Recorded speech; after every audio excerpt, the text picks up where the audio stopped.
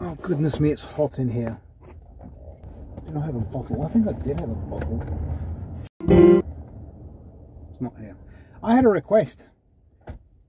This is from an old video I did some time ago, way before I did a cup holder for the center cubby of the car, but that's only for the 1.6 HDI. This is universal, and people have put comments asking, you know, can you make that available? And at the time I said yes, then I forgot completely.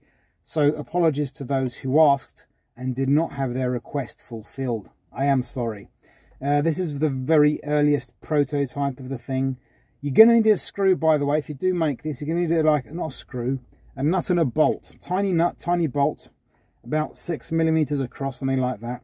Or you can just glue it if you like. This is a prototype. The actual end result doesn't look exactly like this, but it's very similar. You've got to make it in ABS, otherwise it's going to melt in the hot sun, like I am now. Jesus, I'm sweating all over the place. And it just goes in like so. The link will be in the description.